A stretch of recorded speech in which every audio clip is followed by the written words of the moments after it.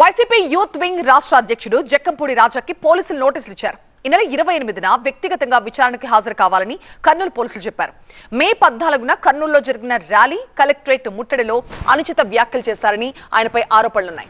3 town police station సిఐపై అనుచిత వ్యాఖ్యలు చేశారని జక్కంపూడి రాజాపై కంప్లైంట్ వెళ్లింది. ఇదే ర్యాలీలో మంత్రి భరత్ పై 3 టౌన్ సిఐపై వ్యాఖ్యలు చేశారు సిద్ధార్థ. ఇప్పటికే పోలీసుల ముందు హాజరై తన వాదన వినిపించారు బైరెడ్డి సిద్ధార్థ్. జక్కంపూడి రాజా కూడా వివరణ ఇవ్వాలని 41 సిఆర్పిసి కింద నోటీసులు ఇచ్చారు కర్నూలు పోలీసులు. వైసీపీ స్థానిక కార్యకర్త బాలు అనే వ్యక్తి విషయంలో పోలీసుల తీరుకు వ్యతిరేకంగా మే 14న కర్నూలులో ర్యాలీ చేశారు వైసీపీ లీడర్లు. ఆ ర్యాలీకి సిద్ధార్థ, జక్కంపూడి రాజా హాజరయ్యారు. 3 టౌన్ పోలీస్ స్టేషన్ సెటిల్మెంట్లకి అడ్డాగా మారుతుందంటూ ఆ రోజు విమర్శించారు సిద్ధార్థ. హాస్పిటల్లో కలెక్షనే, మున్సిపాలిటీలో కలెక్షనే, మటకాలో కలెక్షన్, బెట్టింగ్లలో దీనికంతా హెడ్ ఎవరంటే ఈ 3 టౌన్. ఈ 3 టౌన్ సిఐ అంటే నీది ఏ పనన్నా అయిపోతారు. విడిపోయిన భార్య భర్తల్ని కలుపుతాడు, కలిసిన వాళ్ళని విడగొడతాడు. పంచాయతీకి 10,000.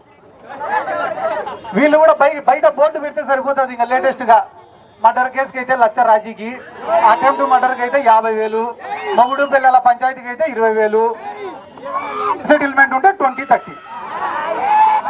ఎందుకంటే జనాలకు కూడా క్లారిటీ అనేది ఇంపార్టెంట్. అదే రోజు కర్నూలు ర్యాలీ వేదికగా సిఐ శేషయ్యకి వార్నింగ్ ఇచ్చారు జక్కంపూడి రాజా.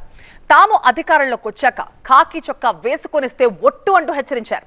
ఆ వార్నింగ్ కి సంబంధించి ఇప్పుడు నోటీసులు ఇచ్చారు కర్నూలు పోలీసులు.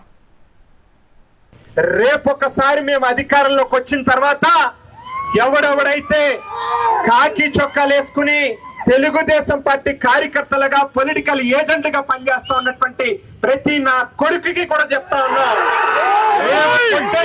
దెబ్బ చావు దెబ్బలాగా ఉంటుంది అనేటువంటి విషయాన్ని మాత్రం గుర్తు పెట్టుకోమని చెప్పి చెప్తా ఉన్నాం. శేషయ్య అనేటువంటి సర్కిల్ ఇన్స్పెక్టర్ కేవలం ల్యాండ్ సెటిల్మెంట్ల కోసం, మరి మట్కా దందాల కోసం అతన్ని తీసుకొచ్చి ఈవేళ 3 టౌన్ స్టేషన్ లో సర్కిల్ ఇన్స్పెక్టర్ గా పోస్టింగ్లు ఇచ్చారు. శేషయ్య అనేటువంటి సర్కిల్ ఇన్స్పెక్టర్ బహుశా ఎక్కడ ఏదో మూల ఉండి ఒక చువేసి వింటా ఉంటాడు. అతనికి చెప్తా ఉన్నాం, 2029లో వైఎస్ఆర్ కాంగ్రెస్ పార్టీ జెండా ఎగరడం అనేటువంటిది 100% జరుగుతుంది. 5 ఏళ్ల కాలం నీ ఒంటి మీద కాకి చొక్కా ఉంటే ఒట్టు అని చెప్పి ఇవాళ చెప్తా ఉన్నాం.